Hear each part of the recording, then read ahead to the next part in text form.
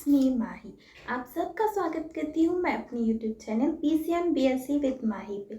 ये वीडियो हमारी third video है BSc फर्स्ट ईयर केमिस्ट्री के पेपर सेकंड यूनिट सेकंड की। इस वीडियो में मैं आपके साथ शेयर करने वाली हूँ छोटे छोटे दो टॉपिक्स, जिसका नाम है, फर्स्ट है हमारा सिग्निफिकेंट फिगर्स और सेकेंड है हमारा स्टैटिस्टिकल टर्म्स। लास्ट 2 वीडियोस में मैंने ये चैप्टर के 2 टॉपिक्स कंप्लीट कर दिए हैं। अगर आपने वो वीडियोस नहीं देखी है तो पहले जाके उनको देख लीजिए और फिर इस टॉपिक पे आइए। और अगर ये टॉपिक अकेला समझना है तो आप ये वीडियो ज़रूर से देख सकते हैं। तो चलिए मूव करते हैं हम अपने टॉपिक की तरफ। सबसे पहले मैं आपको कॉन्सेप्ट समझाती हूँ सिग्निफिकेंट फिगर्स का। तो इसको समझने के लिए सबसे पहले गाइस हम एक कोई ऑब्जेक्ट लेते हैं, ओके। कोई भी काउंटिंग ऑब्जेक्ट जो काउंट किया जा सकता है, जैसे कि हमारे पर्स में रखे हुए कॉइन्स या फिर नोट्स। तो कॉइन्स या फिर नोट्स जो हैं उसकी वैल्यू एक्यूरेट है। अगर एक व्यक्ति कहेगा कि 10 कॉइन्स हैं तो दूसरा भी ये कहेगा कि ये 10 कॉइन्स है। हर एक इंसान के लिए वो कॉइन्स 10 ही रहेंगे। लेकिन अगर हम दूसरा केस देखें तो हमको किसी मेजरिंग सिलेंडर का वॉल्यूम लेना है, या फिर ग्लास में रखे पानी को देखना है, या फिर सबसे बेस्ट एग्जांपल है किसी की हाइट को मेजर करना है। तो क्या होगा, हाइट को मेजर हम कैसे करेंगे। 150 सेंटीमीटर है किसी की हाइट, किसी की 151 सेंटीमीटर है हाइट। हो सकता है मतलब 150 या 151 कोई उसकी हाइट कहेगा एक इंसान की, कोई 150 कहेगा, कोई 151 कहेगा। ये तो बात हो गई हमारी सेंटीमीटर में। अब अगर इसी हाइट को हम उस स्केल से नापें जिसमें मिलीमीटर दिया है, मीटर दिया है या फिर फुट दिया है, तो होगी ना बात अलग अलग। अब एक ही इंसान की हाइट थी, उसको देखो 10 आदमियों ने अलग अलग कहा। लेकिन कॉइन्स और नोट्स हमारे वही 10 कोई से भी पूछ लो। अगर दोनों केसेस में हम डिफरेंस देखें तो क्या है कि जो हमने नोट्स काउंट किए थे या कॉइन्स काउंट किए थे वो हमारा डिस्क्रीट वेरिएबल था।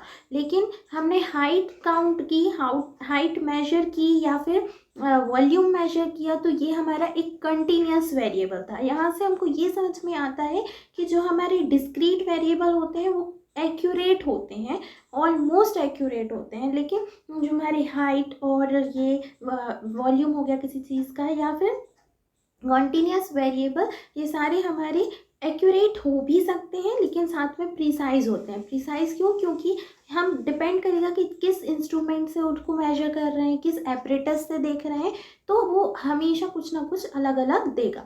अब यहाँ से एक और बात राइज होगी कि हम जिस चीज़ को मेजर कर रहे हैं उसकी वैल्यू निकली। जो वैल्यू निकली, एक टर्म हमको मिली, तो उस टर्म में जो हमारे डिजिट्स रहेंगे वो सर्टेन रहेंगे आगे के, लेकिन जो लास्ट डिजिट रहेगा वो हमेशा अनसर्टेन रहेगा। मतलब चेंज होता रहेगा कि 0.4, 0.5 या फिर लास्ट में 0.5638 ऐसा करके लास्ट में 8 की जगह 9 आ जाएगा कभी, तो अनसर्टेन रहेगा। जो टर्म होता है डिजिट, उस डिजिट में 1 to 10 या फिर 0 से इंक्लूड करके कोई भी नंबर आएगा वो डिजिट होगी। लेकिन सिग्निफिकेंट फिगर हमारा क्या होगा, सिग्निफिकेंट फिगर एक वो डिजिट होगी जो हमको ये बताएगा कि हमारी क्वांटिटी का अमाउंट जो है वो कहाँ स्टैंड कर रहा है, कहाँ स्टैंड कर रहा है। लास्ट में जो 0.9, 0.8 वो डिसाइड करेगा कि वो कहाँ स्टैंड कर रहा है, और इसी को हम कहेंगे हमारा सिग्निफिकेंट फिगर। तो चलिए सबसे पहले हम समझते हैं सिग्निफिकेंट डिजिट को पहचानने के 6 रूल्स। फर्स्ट रूल अगर हम देखें तो फर्स्ट रूल है कि हमारा एक्सेप्ट ज़ीरो जो सारी डिजिट्स होंगी वो सिग्निफिकेंट होंगी। जैसे एग्जांपल लेते हैं हम 2315.2, तो इधर एक्सेप्ट ज़ीरो हमारी कितनी डिजिट्स हैं, 1 2 3 4 5, तो सिग्निफिकेंट डिजिट हमारी यहाँ पे कितनी होंगी, 5 होंगी। फिर सेकेंड रूल है हमारा, वो है कि नॉन ज़ीरो डिजिट्स के बीच में जो ज़ीरोज़ हैं वो सारे सिग्निफिकेंट होंगे। तो इसके लिए हम एग्जांपल लेंगे 1.005। अब नॉन ज़ीरो डिजिट हमारी क्या है, 1 और 5, तो हम इसमें सिग्निफिकेंट डिजिट्स कितनी रखेंगे, 4। हमारी सिग्निफिकेंट डिजिट कितनी होंगी, 4 होंगी। क्यों? क्योंकि all zeros between non zero digits are significant, 1 2 significant, ये जो ज़ीरो है ये सिग्निफिकेंट है, और मैंने ऊपर क्या बताया कि नॉन ज़ीरो डिजिट है वो भी सिग्निफिकेंट है। तो 1 5 तो है ही है सिग्निफिकेंट, लेकिन जो ज़ीरो बीच इन दोनों के बीच में पड़े, नॉन डिजिट ज़ीरो के बीच में, वो भी सिग्निफिकेंट होंगे, इसीलिए 4 है। फिर थर्ड रूल हमारा कहता है कि zeros at the end of a decimal number is which is at the right of last non-zero digit are significant। जैसे एग्जाम्पल लें हम 2.0500, तो वो ज़ीरोज़ जो कि डेसिमल नंबर के एंड पे हैं, डेसिमल नंबर के एंड पे हैं, जो राइट में है लास्ट नॉन ज़ीरो डिजिट, वो सिग्निफिकेंट होते हैं। तो इधर हमारे कितने सिग्निफिकेंट डिजिट होंगे? 5, 1 2 3 4 5। क्यों? क्योंकि जो डेसिमल के राइट पे हैं वो ज़ीरोज़ भी हमारे सिग्निफिकेंट हैं। अब फोर्थ रूल हमारा है कि ऑल ज़ीरोज़ जो कि बिफोर हैं नॉन ज़ीरो डिजिट नंबर के डेसिमल में, वो भी सिग्निफिकेंट हैं। जैसे 0.0020, इधर सिग्निफिकेंट डिजिट्स हमारी कितनी होंगी? 2 होंगी। क्यों? 1 और 2 ये बस होंगी, जो इस डिजिट के पहले हैं वो हमारी सिग्निफिकेंट नहीं होंगी। ओके। फिर फिफ्थ रूल हमारा कहता है कि in counting things there are infinite significant digits. अब जैसे 2 बनानाज हमने एग्जाम्पल में लिया, 2 बनानाज, 20 पेन्स, जो काउंट कर रहे हैं जिन चीज़ों को, तो इसमें हमारे सिग्निफिकेंट डिजिट्स कितनी है? इनफाइनाइट है। इसमें हमारी हमेशा इनफाइनाइट आएंगी सिग्निफिकेंट डिजिट जो हम काउंट कर सकते हैं। सिक्स्थ पॉइंट है हमारा कि in a non decimal figure all zeros after last non zero digit are insignificant. इसमें हमको इनसिग्निफिकेंट डिजिट्स बताई जा रही हैं जो नॉन डेसिमल फिगर में ज़ीरोज़ हैं लास्ट नॉन ज़ीरो डिजिट के। ओके। जैसे 102500, तो इसमें हमारी सिग्निफिकेंट डिजिट्स कितनी होंगी? सिर्फ 4 ही होंगी, 1 2 3 4, और ये जो लास्ट के जो छूटे वो क्या है? हमारे नॉन सिग्निफिकेंट है। ओके।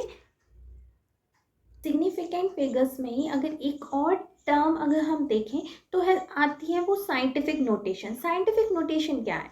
साइंटिफिक नोटेशन गाइस वहाँ जन्म लेती है, जैसे कि केमिस्ट्री या फिजिक्स में देखिए हमको ना बड़ी बड़ी या फिर एकदम छोटे छोटे माइन्यूट स्मॉल नंबर्स या लार्ज नंबर्स के एक्सप्रेस करने पड़ते हैं, ऑपरेशंस करने पड़ते हैं उनके बेसिस पे, जैसे कि हमारा प्लैंक्स कांस्टेंट हो गया, स्पीड ऑफ लाइट हो गई, इलेक्ट्रॉन पे चार्ज हो गया, और ऐसे कई और टर्म्स। तो इनको हम कैलकुलेट करने के लिए जो ऑपरेशंस के लिए हेल्प करते लेते हैं वो कहलाता है साइंटिफिक नोटेशन। साइंटिफिक नोटेशन में हम उसको 10 इंटू एन लिखते हैं और एन को पावर लगा देते हैं या एक्सपोनेंट के फॉर्म में लगा देते हैं, तो इसे हम कहते हैं साइंटिफिक नोटेशन, जो कि हमारी कैलकुलेशंस ऑपरेशंस को करने में बहुत यूज़फुल होता है। ओके। साइंटिफिक नोटेशन में हम एक नंबर को लिखते हैं n into 10 to the power n के फॉर्म में, जहाँ पर हमारा जो कैपिटल N है वो वेराई होता है 1 एंड 10 के बीच में, और जो स्मॉल n है ये क्या कहलाएगा? हमारा एक्सपोनेंट हैविंग एनी नेगेटिव और पॉजिटिव वैल्यू, या तो पॉजिटिव या नेगेटिव कोई भी वैल्यू स्मॉल n यहाँ पर हमारे पावर के रूप में रखा रहेगा।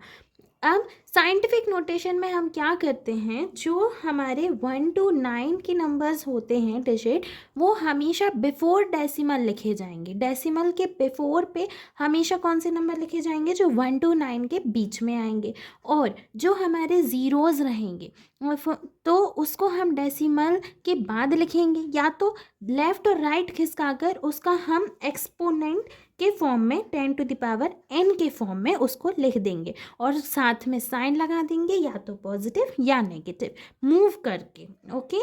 चलिए एग्जाम्पल से अगर हम समझें तो साइंटिफिक नोटेशन जैसे हमको निकालना है 1354.056 का, तो हम क्या करेंगे? इसमें हम सबसे पहले हमको क्या दिख रहा है? 1 डिजिट दिख रही है, तो हम 1 का लिखेंगे, यहाँ हम लाएंगे डेसिमल, और अब कर रहे हैं हम क्या? मूव। तो 1.354056 सेम ये पूरा वैसे ही लिख देंगे। अब डेसिमल हमने मूव कहाँ किया? लेफ़्ट साइड मूव किया 1 2 3 के, तो हम इसको इंटू 10 की पावर 3 लिख देंगे। लेफ़्ट साइड मूव करने पर हम इसकी पावर हमेशा पॉजिटिव रखेंगे। अगर अनदर एग्जांपल हम देखें तो हम लेते हैं 0.000239 का। अब हम क्या लिखेंगे, फर्स्ट हमको क्या दिख रही है, नॉन ज़ीरो डिजिट 2, तो हमको डेसिमल इधर लाना है। ठीक है, इधर लाएंगे हम डेसिमल, तो क्या लिखेंगे, पहले तो 2.39 वैसे ही लिख देंगे, इंटू 10। अब इंटू 10 डेसिमल हमारा कहाँ जा रहा है, राइट साइड, और कितने डिजिट्स के साइड जा रहा है, 1 2 3 4, तो 4 पावर, लेकिन राइट साइड जा रहा है तो माइनस लग जाएगा। राइट साइड में हम नेगेटिव करेंगे, लेफ्ट साइड किसका आएंगे तो पॉजिटिव करेंगे, बस इतना कॉन्सेप्ट है और कुछ नहीं है। ओके, अब हम मूव करेंगे मल्टीप्लिकेशन एंड डिवीजन की तरफ, कि ऑपरेशंस हम कैसे करेंगे मल्टीप्लिकेशन और डिवीजन के, तो उनको हम उसकी पावर का सम और डिफरेंस बनाएंगे। इतना हमने अपनी छोटी क्लासेस में पढ़ा है। चलिए मैं एग्जाम्पल के साथ आपको डायरेक्ट बताती हूँ। अगर इन एग्जाम्पल्स को मैं आपको समझाऊं तो सबसे पहले हम इस क्वेश्चन को सॉल्व करते हैं। इस क्वेश्चन में गाइस हमको दिख रहा है कि 2.5 और 4.0 इजीली मल्टीप्लाई हो सकते हैं, और ये 10 के बेस पे हैं। तो हम क्या करेंगे, पहले 2.5 मल्टीप्लाई बाय 4.0 करेंगे, फिर उसके बाद नेक्स्ट में हम क्या करेंगे, 10⁶ मल्टीप्लाई बाय 10⁻7। अब हमने ये प्रॉपर्टी पढ़ी है कि जब बेसिस सेम होते हैं तो उनकी पावर्स ऐड हो जाती हैं। सो सिंपली इधर हम क्या करेंगे, इन दोनों का मल्टीप्लाई 25 4 100 होता है, तो इधर सीधा सीधा डेसिमल के साथ 10.0 आ जाएगा, और मल्टीप्लाई बाय 6 + 7 13 होगा, तो 10 की पावर 13 होगा। तो हमारा आंसर क्या बन जाएगा, 1.0 इंटू 10⁻14। ओके, अब नेक्स्ट अगर हम ये क्वेश्चन देखें तो इसमें डिवाइड है, तो सबसे पहले हम इसको अपॉन की फ्री में लिखते हैं, तो 2.7 इंटू 10⁻। अब इधर पे भी सेम बेस सेम है, तो पावर्स हमारी ऐड होंगी, -5 -6 +-6 हो जाएगी। ओके, और क्योंकि ये नीचे है, अब माइनस, आप समझ रहे हैं ना कि वो प्लस पे आएगा तो फिर प्लस माइनस माइनस हो जाएगा। अब हमारा 3.0 बस नीचे रहेगा, तो इसका आंसर क्या बनेगा हमारा, 0.9 मल्टीप्लाई बाय 10⁻11 -5 -6 -11 आएगा, और इन दोनों को 3 1 3 3 9 27, 0.9 आ जाएगा। और अगर हम साइंटिफिक नोटेशन में लिखें तो नोटेशन में 9.0 इंटू।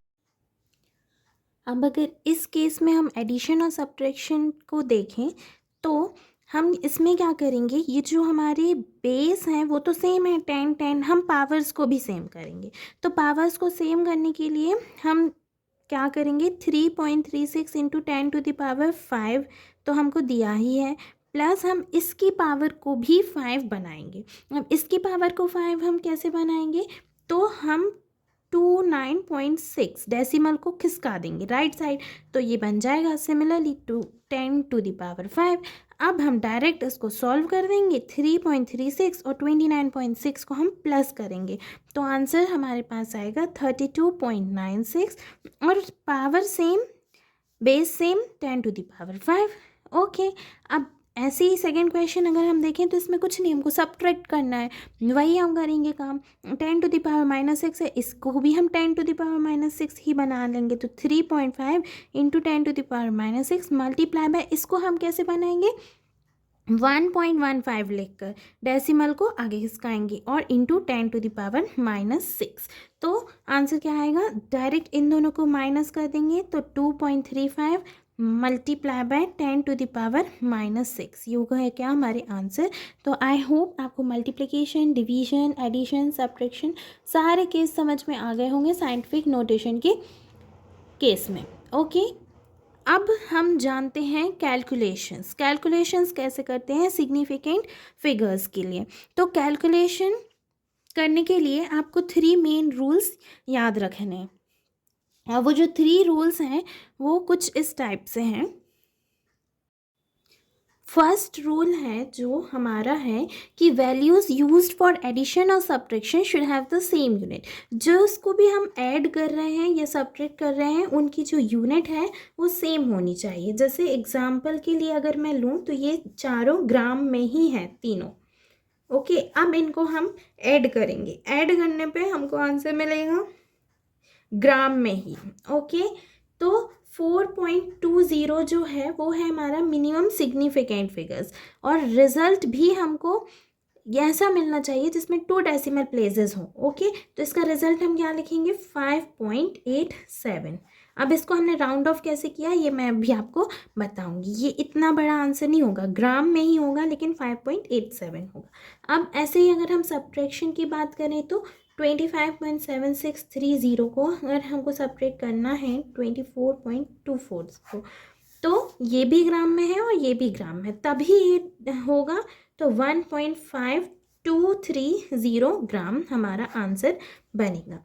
ओके, हम इधर मिनिमम सिग्निफिकेंट फिगर हमको क्या दिख रहे हैं 24.24, तो हमारा आंसर इधर हम किस बेसिस पे लिखेंगे 1.52 ग्राम। इधर 2 है तो इधर भी 2 ही होंगे। ओके, अब थर्ड रूल, ये फर्स्ट और सेकंड मतलब एक ही था, ये फर्स्ट रूल था कि चाहे एडिशन करो चाहे सब्ट्रैक्शन करो। अब सेकेंड रूल है हमारा, if they are represented in power of 10 then all units should have the same power. अगर किसी की पावर 10 में है तो सबका पावर 10 में ही होना चाहिए। ओके, और थर्ड हमारा एक और रूल है, वो है कि simple arithmetic is used while doing an addition और subtraction but the answer is kept in accordance with the term having the least decimal places. जिसमें लीस्ट डेसिमल प्लेसेस हैं वहीं पे हम रखेंगे आंसर। जैसे लीस्ट डेसिमल प्लेसेस इसमें 2 थे, इसमें भी 2 थे, तो आंसर भी में भी हमारे डेसिमल प्लेसेस 2 ही होंगे। ये हमारा थर्ड रूल है, और सेकंड रूल मैंने आपको बता ही दिया। तो फर्स्ट सेकंड थर्ड तीनों इसी में यूज़ हो गए। ओके, एक और एग्जांपल अगर हम देखें तो जब हम मल्टीप्लाई और डिवाइड करेंगे और तब हमको रिजल्ट मिलेगा, तो उसके लिए सिग्निफिकेंट फिगर्स हम कैसे चूज़ करेंगे। देखिए 5.2890 को मल्टीप्लाई करें हम 0.25 से, तो इधर हमको सिग्निफिकेंट फिगर्स कितने दिख रहे हैं 1 2 3 4 5 हैं, और इधर हमको सिग्निफिकेंट फिगर्स कितने दिख रहे हैं 2 दिख रहे हैं। ये तो नहीं माना जाएगा डेसिमल के पहले वाला। ओके, अब इसको मल्टीप्लाई करने पे हमको क्या मिला, जैसे 1.3225 मिला।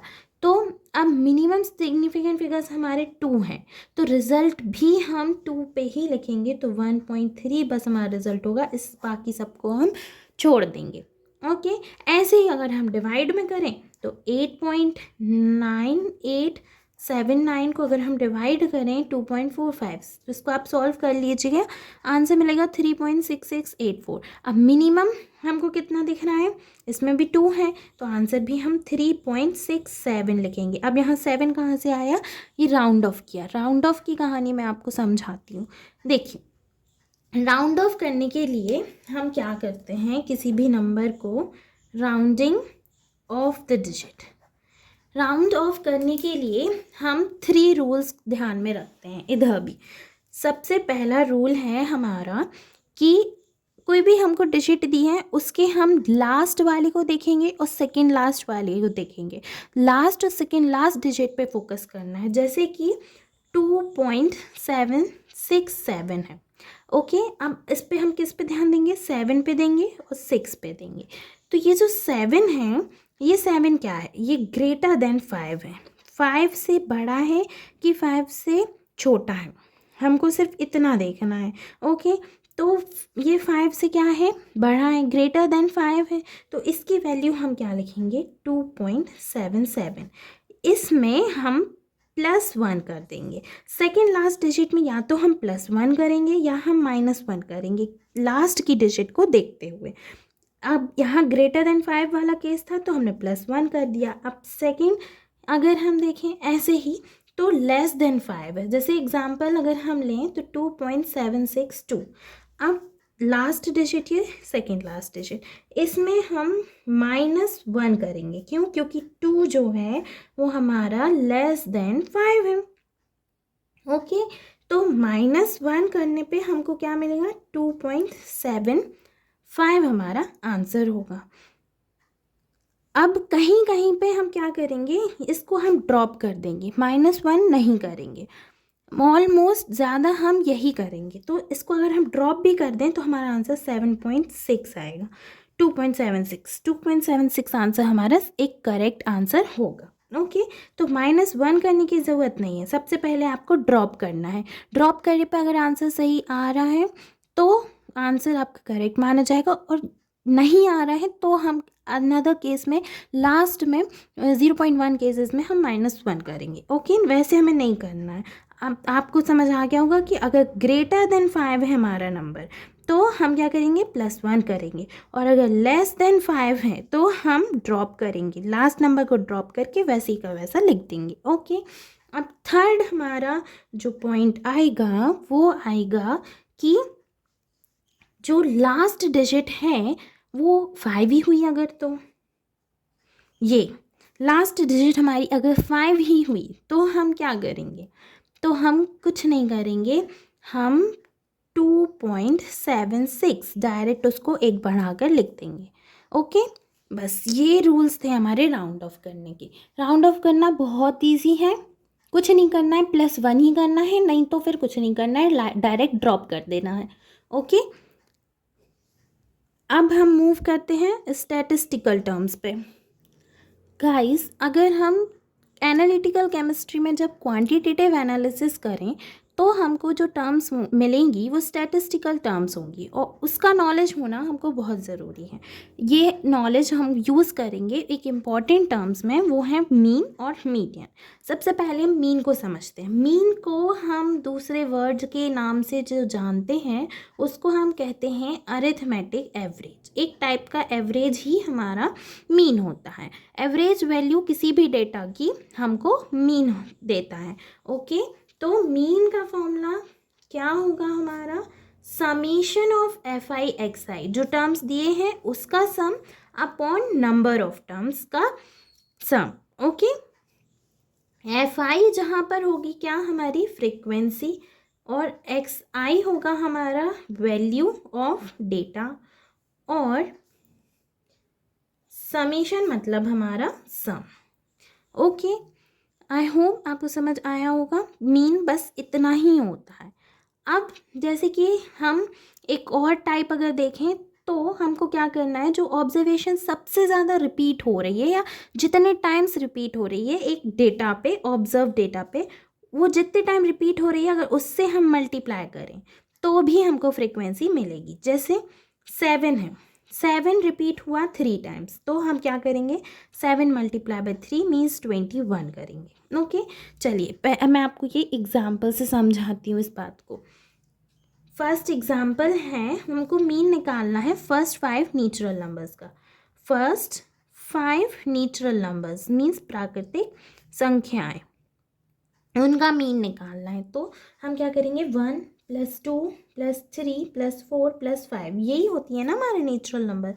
इसको हम डिवाइड करेंगे किससे, ये कितने हैं, 5 हैं नंबर, तो 5 से डिवाइड करेंगे। इसको जोड़ने पर, सम करने पर हमको मिलेगा 15 / 5 3, हमारा मीन निकल आया।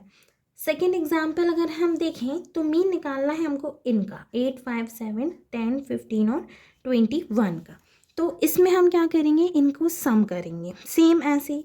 तो सम करने पर हमको क्या मिलेगा,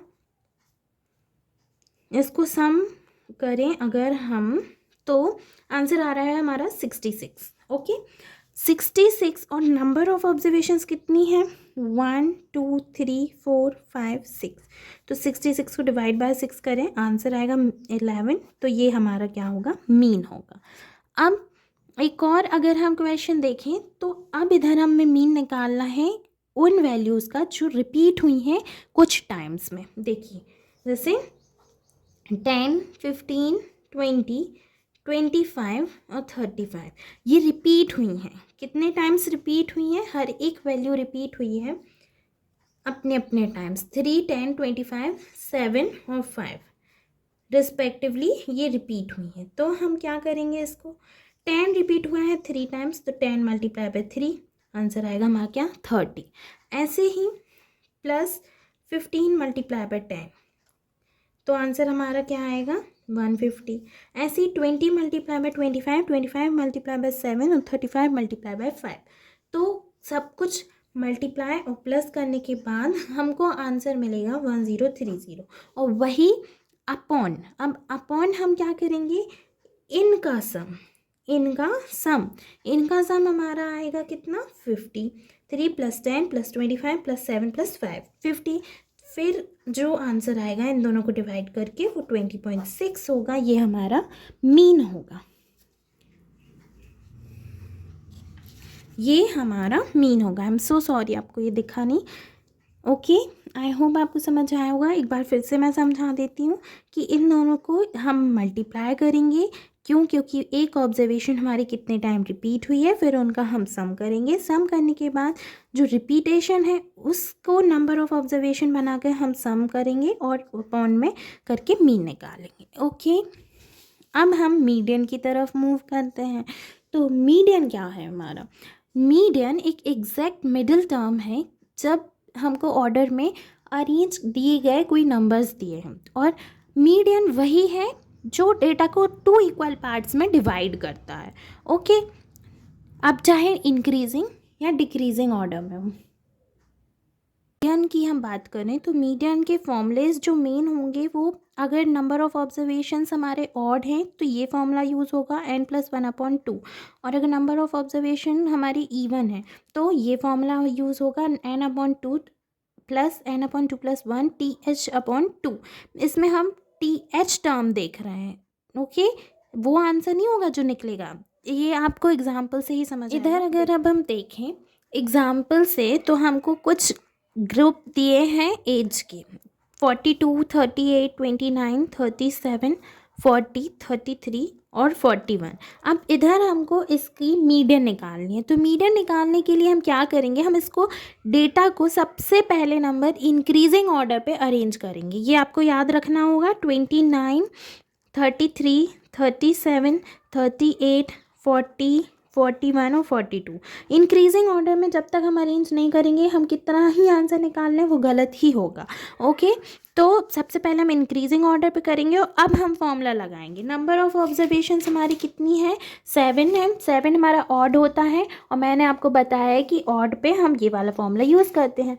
तो n+1/2 7 + 1/2 कितना आएगा आंसर 8/2 मीन्स 4। फोर्थ टर्म कौन सी है हमारी? 4 आंसर नहीं होगा, फोर्थ टर्म आंसर होगा। फोर्थ टर्म क्या है 1 2 3 4 38। तो आंसर हमारा होगा 38। ओके, आई होप आपको मीडियन निकालना समझ आ गया होगा। ऐसे ही हम किसी इवन नंबर पे कर लेंगे। इधर अगर इस क्वेश्चन में हम देखें तो हमारे पास n = 8 है, जो कि हमारा इवन है। तो इवन नंबर ऑफ ऑब्जर्वेशंस में हम ये वाला फॉर्मूला लगाएंगे। तो कैसा लगेगा हमारा फॉर्मूला 8/2 + 8/2 + 1 TH, ये TH टर्म है /2। तो fourth term plus fifth term /2। अब फोर्थ टर्म और फिफ्थ टर्म हमारी क्या आएगी 7 और 8 आएगी। आपको इसको इंक्रीजिंग ऑर्डर में अरेंज करना है। कैसे करेंगे 1 2 4 7 8 9 और 17 18। तो हमारी फोर्थ टर्म कौन सी है 1 2 3 4 7, और फिफ्थ टर्म है हमारी 8। तो 7 + 8/2 आंसर कितना आएगा हमारा 7.5। 7.5 हमारा आंसर आएगा इस क्वेश्चन का। ओके, और अगर हमको मीडियन निकालना है किसी ग्रुप्ड डेटा का, तो हम कौन सा फॉर्मूला लगाएंगे? हम लगाएंगे n/2 - c/f × h। इस फॉर्मूले बस को याद रख लेना, ये सिर्फ फॉर्मूला पूछा जाएगा मीडियन किसी ग्रुप्ड डेटा का निकालने पर। ओके, बस। तो ये कॉन्सेप्ट था आपका मीडियन और मीन का स्टैटिस्टिकल टर्म्स का।